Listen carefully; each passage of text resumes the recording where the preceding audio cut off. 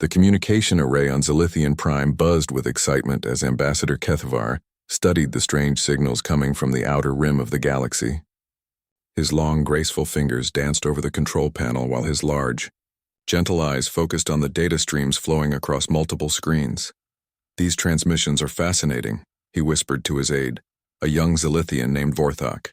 "The species calls themselves humans, and they seem to be broadcasting their culture freely into space." Kethavar had spent the last 3 months analyzing every piece of data intercepted from the small blue planet called Earth. What he found amazed him beyond words. The humans appeared to be the most peaceful, caring species he had ever encountered in his 2 centuries of diplomatic service.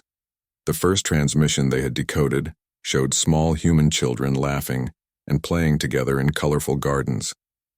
The younglings shared food, helped each other when they fell, and seemed incapable of true aggression. Even their conflicts appeared to be gentle games with soft bouncing balls. "Look at this one," Vorthok said, pointing to another screen. "They have dedicated their lives to protecting other species on their world. These humans risk their own safety to save creatures that cannot even speak." Kethavar nodded as he watched footage of humans rescuing animals from floods, healing injured birds, and creating vast protected areas where other species could live safely. The images showed humans working together to clean polluted waters and plant new forests. Their compassion seemed to extend to every living thing on their planet. "And here," Kethavar added, switching to another transmission, "they gather in massive groups to promote peace and understanding. Look how they hold hands and sing together." The ambassador marveled at scenes of humans holding peaceful protests, supporting each other during difficult times, and sharing resources with those who had less. Their art and music celebrated beauty, love, and harmony. Even their stories seemed focused on heroes who saved others through kindness rather than violence. Captain Jake Morrison sat in his command chair aboard the exploration vessel USS Venture, reading the incoming transmission for the 5th time. The message had arrived 3 days ago, and each reading made him more curious about these aliens who seemed so eager to meet humanity. "Dr. Carter, what do you make of this?" Jake asked, turning to the ship's xenobiologist who stood nearby studying her own datapad. Dr. Lisa Carter brushed a strand of brown hair from her face and looked up. "Their language patterns suggest a species that evolved from herbivorous creatures, Captain. Everything about their communication style indicates they've never experienced significant predation or warfare." "That seems almost impossible," said Commander Ryan Blake, the ship's military advisor. His weathered face showed concern as he reviewed the tactical implications. "A species reaching space travel without developing any serious defensive capabilities? According to their transmission, they're part of something called the Zilithian Confederation," Jake continued. "Multiple species working together for mutual protection and trade. They want to offer us membership." The alien message had been surprisingly direct. The Zilithians spoke of welcoming humanity into their peaceful alliance, offering protection from what they called dangerous predator species that roamed the galaxy. They described trade opportunities, cultural exchanges, and shared scientific advancement. "They seem to think we need their protection," Ryan observed with a slight smile. "The way they phrase it, they want to keep us safe from the big, scary aliens out there." Lisa nodded thoughtfully. "Based on their assumptions about our nature, they probably think we're as peaceful as they are. They've clearly studied our broadcasts, but they might only be seeing what they want to see." "What do you mean?" Jake asked. "Think about what we broadcast into space, Captain. Educational programs, nature documentaries, cultural celebrations, humanitarian efforts. If someone only saw those transmissions, they might miss the whole picture of what humanity really is." The 3 officers sat in comfortable silence for a moment, each considering the implications. Through the viewports, stars stretched endlessly in all directions as the Venture continued its deep space mission. "They want to meet at a place called Harmony Point," Jake said finally, "a neutral station they use for diplomatic contacts. They're offering to send ships to escort us safely through what they call dangerous space." "Should we tell Earth Command about this?" Ryan asked. "Already did," Jake replied. "Admiral Stone is putting together a response team. She wants us to accept the invitation but proceed carefully."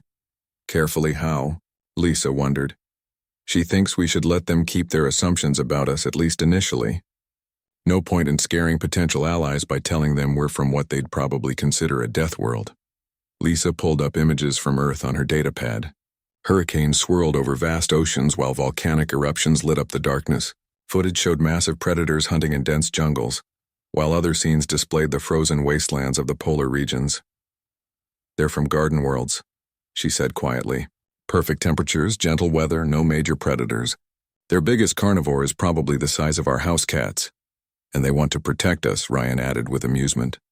"We need to choose our diplomatic team carefully," Jake said.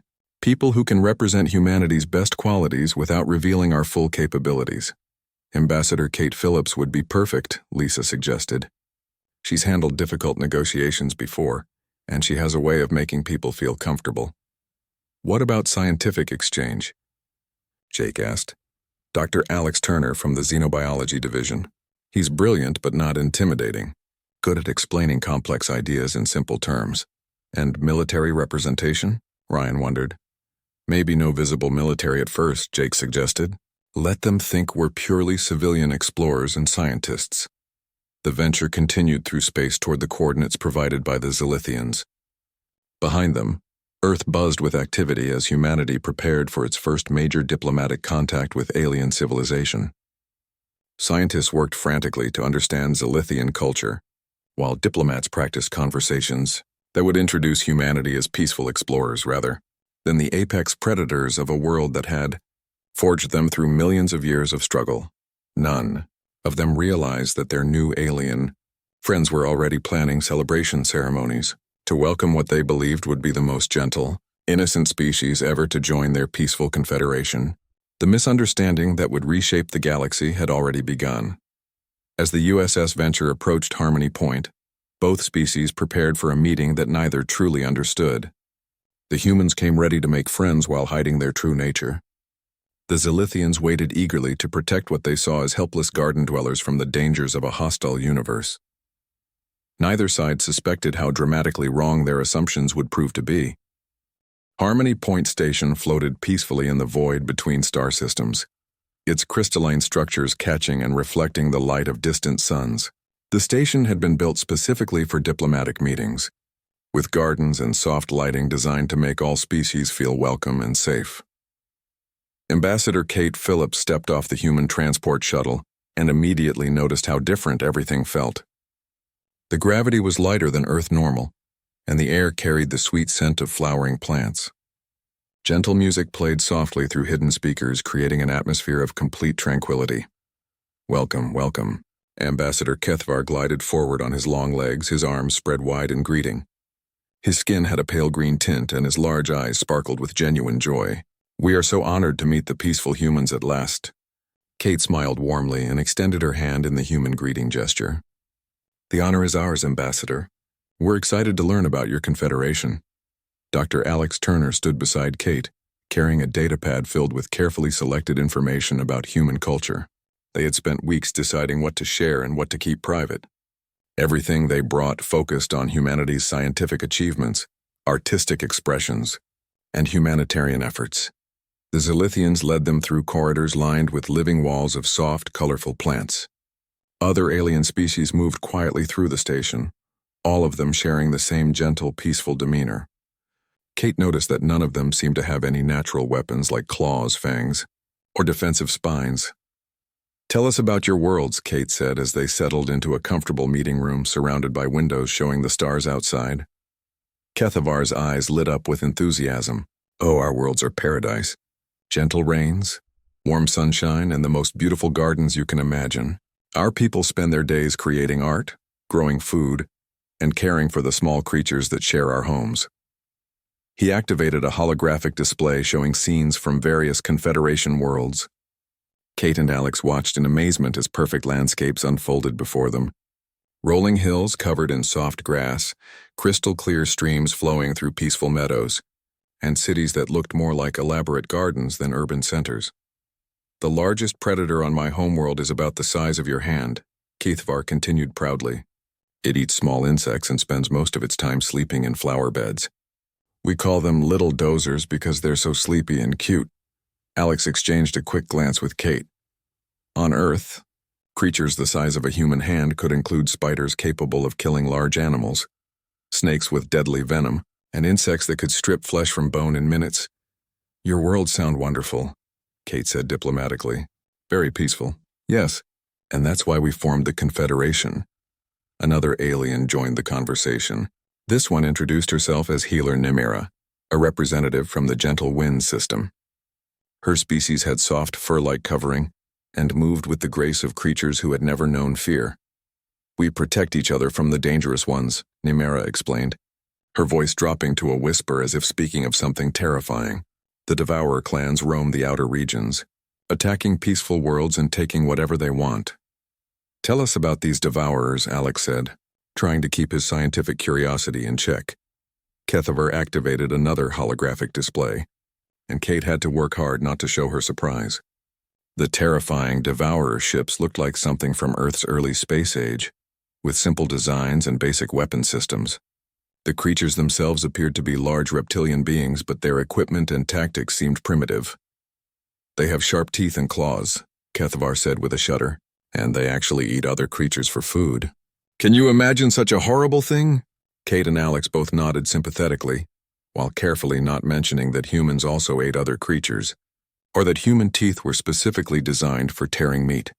Their weapons can destroy entire cities, Nimira added. They use something called kinetic projectiles that fly through space and explode when they hit targets.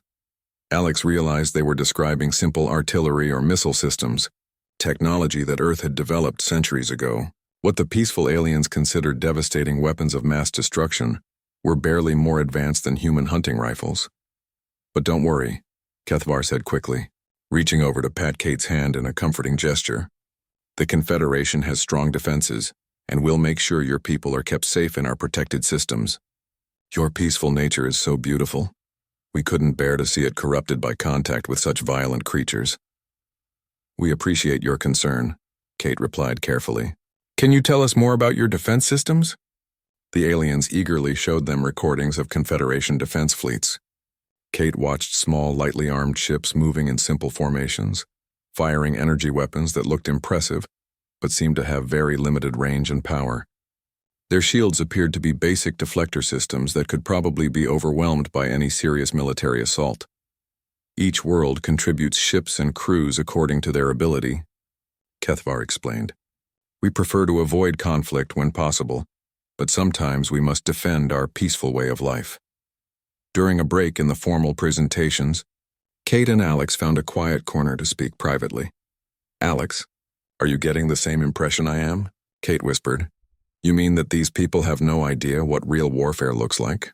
Alex replied quietly.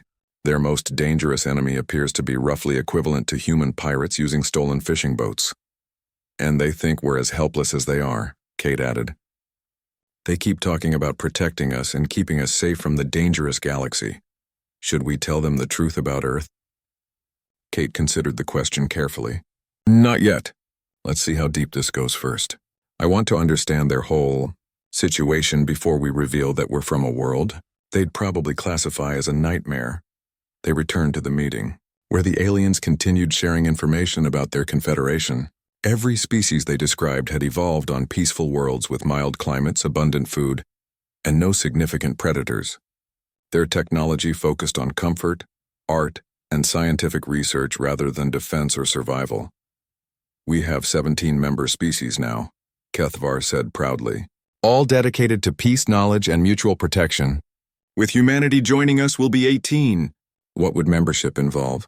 Kate asked. Trade agreements, shared scientific research, and most importantly, protection under our defense treaties, Nimira explained. We'll help you relocate your population to safer systems, away from the dangerous outer rim where your world is located.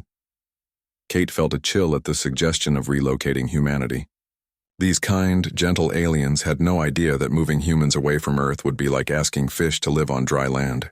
Earth wasn't just humanity's home. It was the crucible that had forged them into what they were.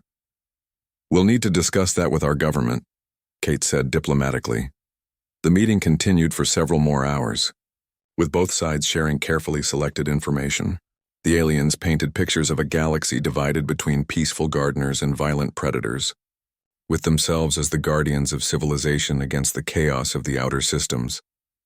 As the day ended, Kate and Alex prepared to return to their ship to send reports back to Earth. They had learned far more than they had expected, but not in the way they had anticipated. "Thank you for such a warm welcome," Kate said as they prepared to leave. "The pleasure was ours," Kethavar replied. "We look forward to keeping your people safe and showing them the beauty of peaceful existence." As their shuttle departed Harmony Point, Kate stared out at the stars and wondered how these gentle beings would react when they learned the truth about humanity. She also wondered what would happen when the real dangers of the galaxy discovered that the Confederation had just welcomed the apex predators of a death world into their peaceful alliance. The misunderstanding was growing deeper by the day, and Kate suspected that the truth, when it finally came out, would change everything for both species. War Chief Zefgol stood on the bridge of his flagship, watching the peaceful Confederation colony grow larger on the main screen. New Haven was one of their outer settlements, a perfect garden world with crystal cities and flowing rivers. Soon it would belong to the Hraktar Devourer fleet. "Begin the attack," he commanded, his deep voice echoing through the bridge. Around him, his warriors prepared their weapons with practiced efficiency. This would be their greatest victory yet, capturing an entire Confederation system in a single strike. The Devourer ships moved forward in a loose formation, their hulls scarred from countless battles. They had been raiding the outer systems for months, taking supplies and territory from the gentle aliens who could barely fight back. Each victory made Zefgol more confident in his fleet's superiority. On New Haven, Administrator Bethrall was tending to her flower garden when the alarms began to sound. She looked up in confusion as the gentle chimes that usually announced visitor ships turned into the harsh warning tones that meant danger. "All residents report to shelter stations immediately," the emergency broadcast announced. "Devourer ships detected approaching the system. Defense Fleet Gamma is responding." Bethrall dropped her gardening tools and ran toward the nearest shelter, her heart racing with fear. She had heard stories about the Devourers but never imagined they would come so far into Confederation space. Above the planet, 12 small Confederation defense ships moved to intercept the approaching Devourer fleet. Captain Veltar commanded the lead vessel, a light cruiser that represented the strongest military force the peaceful aliens could assemble. "Devourer ships. This is Captain Veltar of the Confederation Defense Force," he broadcast on all frequencies. "You are entering protected space. Please withdraw immediately and no action will be taken against you." Zefgol laughed at the transmission. "Look at their tiny ships, brothers. They think they can stop the Hraktar with garden tools and pretty words." The Devourer fleet opened fire without warning. Their weapons were crude by galactic standards, firing simple energy bolts and explosive projectiles, but they were far more powerful than anything the Confederation had ever developed. The first Confederation ship exploded in a brilliant flash, its shields overwhelmed in seconds. "All ships, return fire," Veltar commanded, but his voice carried the desperation of someone who knew he was outmatched. The Confederation weapons fired their delicate energy beams, designed more for mining and construction than warfare. The beams scattered harmlessly against the Devourer shields. Within minutes, half the Confederation fleet was destroyed or disabled. The surviving ships began to retreat, broadcasting emergency signals to every Confederation world within range. "Defense Fleet Gamma is falling back," Veltar reported, his ship trailing smoke and sparks. "We cannot hold them. New Haven will fall within hours." Light years away at Harmony Point, Ambassador Kethavar received the emergency transmission and felt his heart sink. The Devourers had never attacked so deep into Confederation space before. This was no simple raid. It was an invasion. "Contact the humans immediately," he told his aide Vorthak. "They must be warned and evacuated before the Devourers discover them." Meanwhile, aboard the USS Venture, Captain Jake Morrison was reviewing reports from the diplomatic mission when the priority message arrived from Earth Command. Admiral Janet Stone's face appeared on the main screen, her expression serious. "Jake, we've got a situation developing," the Admiral began. "Our new Confederation friends are under attack by something called the Hraktar Devourer fleet. Intelligence indicates it's a major assault on one of their outer colonies." "What are our orders?" Jake asked. "The Zilithians are requesting emergency evacuation assistance for human civilians. They think we're helpless against these Devourer creatures." Admiral Stone paused, choosing her words carefully. "We need to decide how much of our true capabilities to reveal." Dr. Lisa Carter looked up from her analysis station. "Admiral, I've been studying the data from this Devourer attack. Their weapons and tactics are primitive by our standards. What the Confederation considers devastating firepower is roughly equivalent to our early 21st century military technology. Are you saying these devourers aren't actually that dangerous? Jake asked. To us? No. But to species that evolved on peaceful worlds with no predators or major conflicts, they would seem terrifying, Lisa explained. It's like a pack of wolves attacking a farm full of sheep. Commander Ryan Blake stepped forward. Admiral, if we intervene with our full capabilities, there's no hiding what we really are anymore. The moment we engage these devourers, every species in the galaxy will know that humans aren't the gentle gardeners they think we are. Admiral Stone nodded slowly. That's the decision we're facing. Do we maintain the deception and let our new allies suffer? Or do we reveal the truth and deal with the consequences? Before anyone could answer, another transmission arrived from Ambassador Kethvar. His usually calm demeanor was replaced by obvious panic. Human friends, you must leave your ships immediately and come to the safety of our core worlds, he pleaded. The Devourers have broken through our defenses at New Haven. They are the most dangerous predators in the galaxy, and they will destroy any peaceful species they encounter. How long do we have? The ambassador continued. Your people are so gentle, so innocent. You cannot face creatures like this. Please accept our protection before it's too late. Jake looked at his crew, then back at Admiral Stone. Admiral, they're terrified for us. They really believe we're helpless against these devourers. Captain Morrison, Admiral Stone said formally, you have authorization to reveal human military capabilities as necessary to protect Confederation assets and personnel. The truth was going to come out eventually. Understood, Admiral. What assets are we authorized to deploy? Task Force 7 is already en route to your position. Admiral Nathan Cross is commanding from the Leviathan, with full authorization to engage hostile forces threatening Confederation territories. Ryan Blake smiled for the first time in days. Task Force 7? That's some serious firepower, Admiral. The galaxy is about to learn what happens when someone threatens humanity's allies, Admiral Stone replied. Jake, maintain diplomatic contact with the Confederation. Let them know we're coming to help, but don't tell them exactly what kind of help we're bringing. As the USS Venture changed course toward the embattled New Haven system, Jake opened a channel to Ambassador Kethvar. Ambassador, this is Captain Morrison. We've received your warning about the Devourer attack. Captain, you must evacuate immediately, Kethvar interrupted. These creatures are beyond anything your peaceful people have ever encountered. Ambassador, we appreciate your concern for our safety, Jake replied carefully. But we're not going to abandon our new friends. Human ships are en route to assist in the defense of New Haven. There was a long pause before Kethvar responded, his voice filled with a mixture of admiration and terror. Captain, your people's courage is beautiful, but courage alone cannot defeat the Devourers. Please reconsider before it's too late. Thank you for the warning, Ambassador. We'll be careful. As the transmission ended, Lisa shook her head sadly. He has no idea what's coming. Neither do the Devourers, Ryan added with grim satisfaction. In the New Haven system, War Chief Zefgol was celebrating his easy victory over the Confederation defenders when his sensors detected new ships approaching from hyperspace. The energy signatures were unlike anything in his database. What are those vessels? He demanded from his sensor operator. Unknown class, War Chief. The energy readings are unusual. They appear to be from the species that just joined the Confederation. The humans. Zefgol laughed. More garden dwellers coming to die bravely for their friends. Ready all weapons. We'll give them the same fate as the others. None of the Devourers suspected that the approaching fleet represented the military might of a species forged by millions of years of survival on one of the galaxy's most dangerous worlds. They were about to learn the difference between creatures that had evolved in paradise and those that had clawed their way to the top of a death world's food chain. The revelation that would reshape galactic politics was only hours away. The human fleet emerged from hyperspace like predators stepping out of the shadows.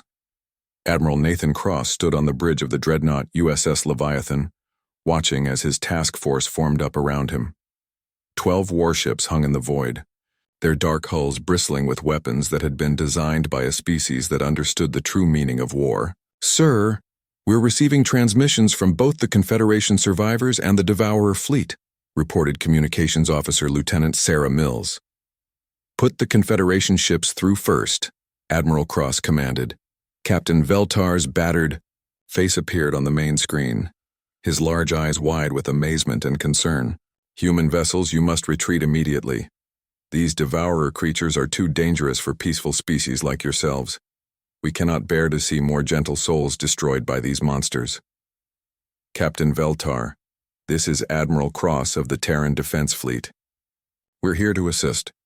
Please withdraw your remaining ships to a safe distance. But Admiral, you don't understand, Veltar pleaded. These creatures have weapons that can tear apart entire cities. Your ships, however beautiful they may be, cannot stand against such firepower. Admiral Cross glanced at his tactical officer, Commander Helen Price, who was struggling not to smile. The devourer weapons that terrified the Confederation would barely scratch the paint on human battle armor, let alone penetrate their ship shields. We appreciate your concern, Captain. Please stand by. The Admiral switched to the devourer frequency, and War Chief Zefgol's reptilian face filled the screen. The devourer leader's eyes blazed with confidence and bloodlust.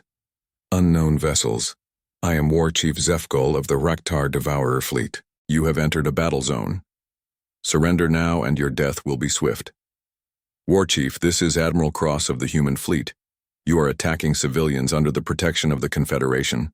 Withdraw your forces immediately or face the consequences. Zefgol threw back his head and laughed, showing rows of sharp teeth. Another species of garden dwellers. Your words mean nothing, human.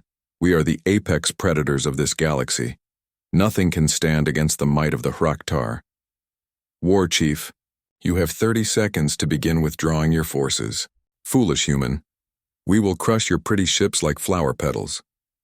Zefgol cut the transmission and turned to his weapons officer. Target the largest human vessel. Show these plant eaters what real power looks like. The Devourer fleet opened fire with everything they had. Energy bolts and missile swarms streaked across space toward the human ships, weapons that had brought terror to peaceful worlds across the outer rim.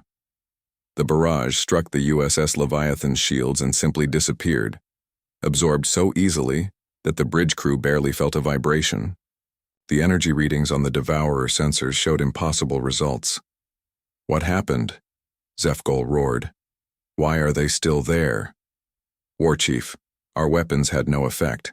Their shields absorbed the full assault without any sign of damage. On the Leviathan's bridge, Admiral Cross shook his head sadly. Their weapons are even weaker than intelligence reported. Commander Price, target their lead ship. Minimum power setting on the main guns.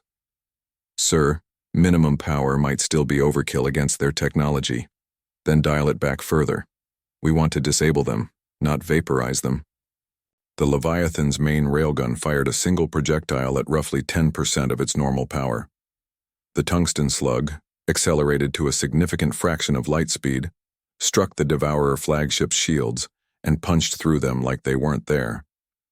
The projectile continued through the ship's armor, through 3 decks of hull plating and out the other side, leaving a perfectly round hole. Atmosphere rushed out of the breach as emergency systems screamed warnings throughout the Devourer ship. Zefgol stared in shock at the damaged displays. A single shot from the human vessel had crippled his flagship. Impossible, he whispered. No weapon in the galaxy has that kind of power. War Chief. The humans are launching smaller craft, his sensor operator reported, his voice shaking with fear. From the human carrier USS Liberty, squadrons of fighters streaked toward the Devourer fleet. Commander Tony Davis led the first wave, his ship moving through maneuvers that should have been impossible for any living creature to survive. The bow, human fighters pulled acceleration forces that would have killed most galactic species instantly. Eagle Squadron, target their weapon systems, Tony commanded. Try not to destroy the ships completely. The human fighters danced between the Devourer vessels, their movements too fast and unpredictable for the alien targeting systems to track. Precision strikes from their weapons disabled gun turrets and missile launchers with surgical accuracy. Meanwhile, Captain Ben Rogers aboard the destroyer USS Defiance was coordinating with the other human ships to surround the Devourer fleet. The humans moved with the efficiency of born predators, cutting off escape routes and forcing their opponents into an increasingly desperate position. Admiral, Captain Maria Santos reported from the Liberty. "We have the entire Devourer fleet surrounded. They're trying to retreat, but we've blocked all exit vectors." Admiral Cross opened a channel to both fleets simultaneously. On one screen, Captain Veltar watched in stunned amazement. On the other, War Chief Zeph Goal glared with a mixture of rage and growing fear. "Attention all vessels," Admiral Cross announced. "I am Admiral Nathan Cross of the Terran Defense Fleet. Captain Veltar, thank you for your concern about our safety. But as you can see, we are quite capable of defending ourselves." He turned his attention to the Devourer leader. "War Chief Zeph Goal, your fleet is surrounded and outgunned. Surrender now and your lives will be spared." "What are you?" Zeph Goal demanded. "What kind of weapons do you possess? This is impossible." Dr. Alex Turner, who had been observing from the USS Venture, requested permission to address both fleets. Admiral Cross nodded his approval. "This is Dr. Alex Turner of the Human Scientific Expedition," he began, his voice calm and educational. "I think it's time we explained exactly what humanity is and where we come from." Both alien fleets listened in silence as Alex activated a holographic display showing Earth in all its dangerous glory. Massive storms swirled over vast oceans while volcanic eruptions lit up the darkness. The display showed creatures that dwarfed anything either alien species had ever imagined. "Our homeworld is what you would classify as a Class 12 death world," Alex continued. "Average gravity is 1.3 times galactic standard. Weather patterns include storms with winds exceeding 300 kilometers per hour. The planet hosts over 50,000 species of apex predators, many of which hunt in coordinated packs." The display showed footage of Earth's predators in action. Great white sharks, saltwater crocodiles, polar bears, and pack-hunting wolves. To the gentle Confederation species, these creatures looked like monsters from nightmares. To the Devourers, they looked like the galaxy's most dangerous killers. "Humanity evolved over millions of years on this world," Alex explained. "Every day was a struggle for survival against predators, natural disasters, diseases, and resource competition. We developed intelligence, cooperation, and technology not for exploration or art, but for survival." Captain Veltar could barely speak. "You mean your entire species comes from a world of monsters?" "We are the monsters," Alex replied gently. "Or rather, we became the most successful predators on a world full of predators. What you call our peaceful nature is actually our choice to control our capabilities. We have the capacity for violence that let us survive our homeworld, but we also developed the intelligence to know when not to use it." War Chief Zeph Goal's confidence had completely evaporated. "You're saying that every human is a survivor of that nightmare world?" "Every human is descended from creatures that not only survived that world but conquered it," Alex confirmed. "The weapons and tactics you consider devastating are barely more advanced than what we developed in our early industrial period. What you call apex predator behavior, we call basic survival instincts." Admiral Cross took over the communication. "War Chief, your fleet has two choices. Surrender and accept relocation to an uninhabited system where you can establish a colony without threatening peaceful species, or face the full military might of a species that learned warfare on one of the galaxy's most dangerous worlds." The Devourer fleet began lowering their shields and powering down their weapons. Faced with technology they couldn't understand, and creatures they had never imagined, even the galaxy's most feared predators recognized when they were outmatched. Captain Veltar finally found his voice. "Admiral Cross, we invited you into our Confederation thinking you needed our protection. And we accepted because we believe in protecting those who choose peace over violence," Admiral Cross replied. "The fact that we can fight doesn't mean we want to, but it does mean that anyone who threatens our friends will face consequences they cannot imagine." As the Devourer ships prepared to surrender, word of the battle spread throughout the galaxy. The gentle gardeners of the Confederation had allied themselves with the apex predators of a death world, and the balance of power in the galaxy had just shifted forever. The age of human protection over peaceful worlds had begun. 3 months after the Battle of New Haven, the galaxy looked very different. Ambassador Kate Phillips stood in the newly constructed council chamber on Harmony Point. watching representatives from dozens of species take their seats for the first expanded Confederation assembly. The chamber itself told the story of how much had changed. The original soft, garden-like design remained, but new sections had been added to accommodate species that had never been welcome before. Security stations, once unnecessary, now housed discreet but effective human defense systems. The assembly recognizes Ambassador Kethvar of the Zilithian Confederation, Kate announced from the central podium. Kethvar rose gracefully, though his movements showed the strain of the past few months. Learning that his gentle gardener allies were actually apex predators from a death world had required significant mental adjustment for all the Confederation species. Honored delegates, Kethvar began. 3 months ago, we thought we understood the galaxy. We believed in a simple division between peaceful gardeners and violent predators. The humans have taught us that the universe is far more complex than we imagined. Murmurs of agreement rippled through the assembly. Representatives from 17 different peaceful species nodded their understanding, while newer delegates from formerly aggressive worlds listened with careful attention. In the military observation gallery, Admiral Nathan Cross sat beside his former enemy, War Chief Zeph Goal.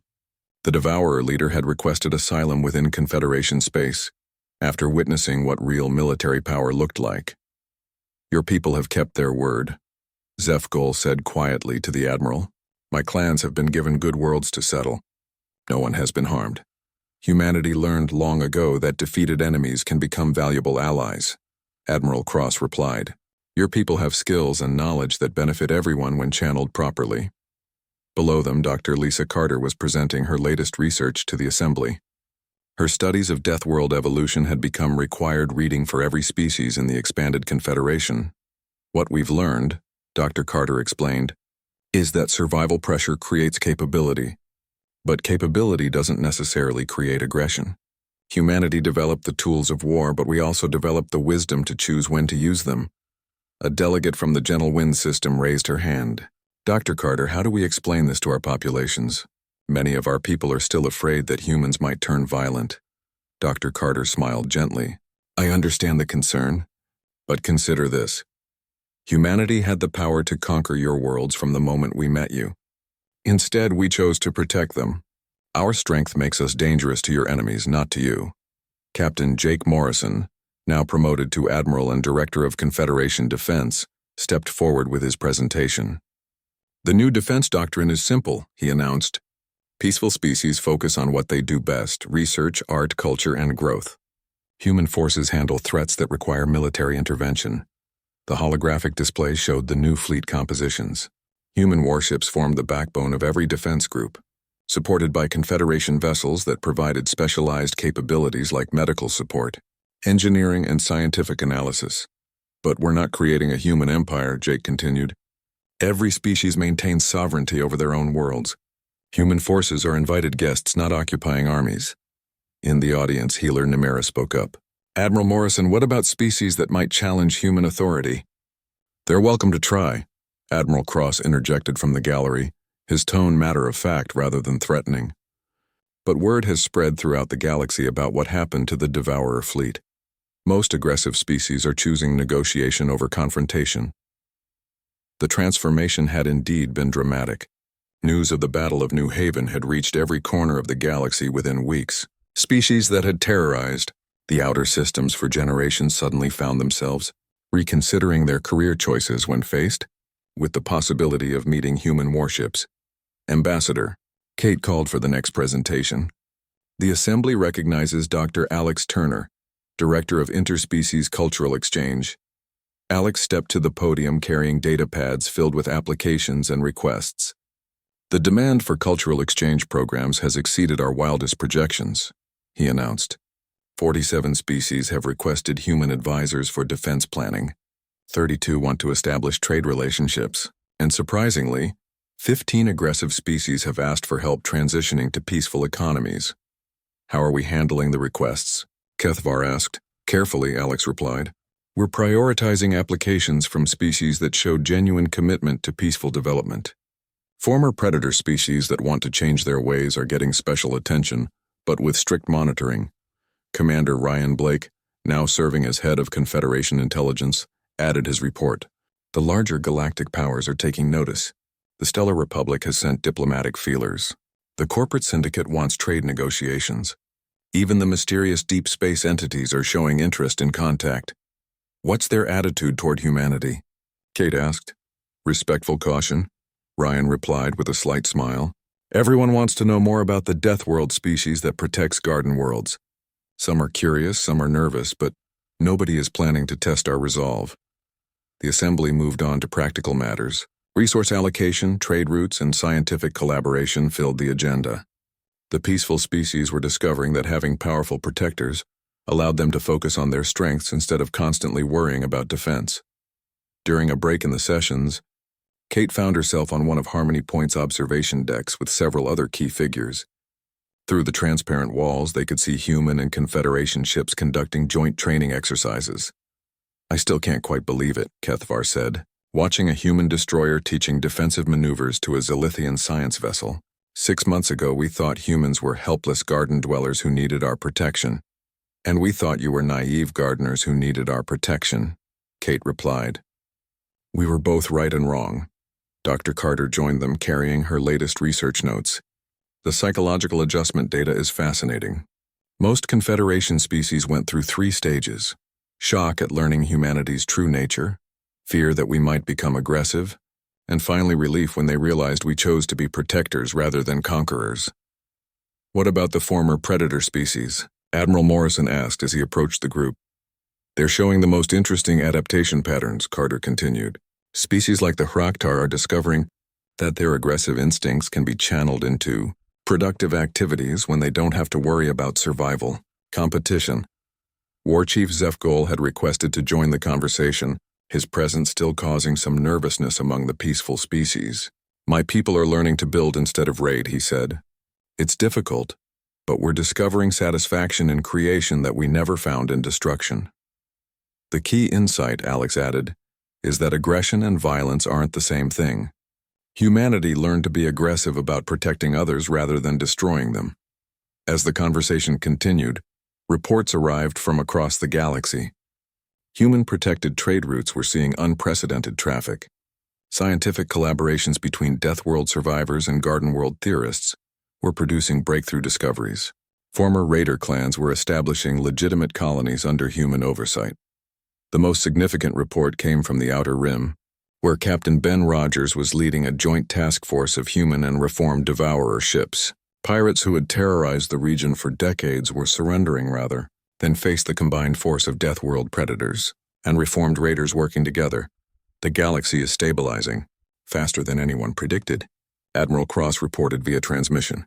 When predators know there's a bigger predator watching, they tend to behave themselves. As the day's session ended, Kate found herself reflecting on how much had changed. Humanity had gone from unknown aliens to galactic protectors in less than a year. The responsibility was enormous, but so was the opportunity. What are you thinking about? Dr. Carter asked, noticing Kate's contemplative mood.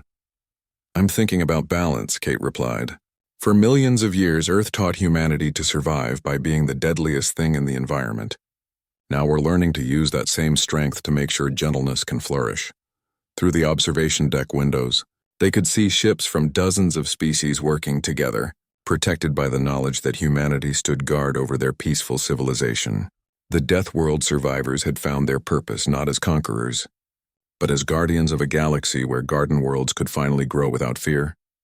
The age of human protection had begun, and for the first time in galactic history, peace was backed by the kind of strength that even the most dangerous predators respected.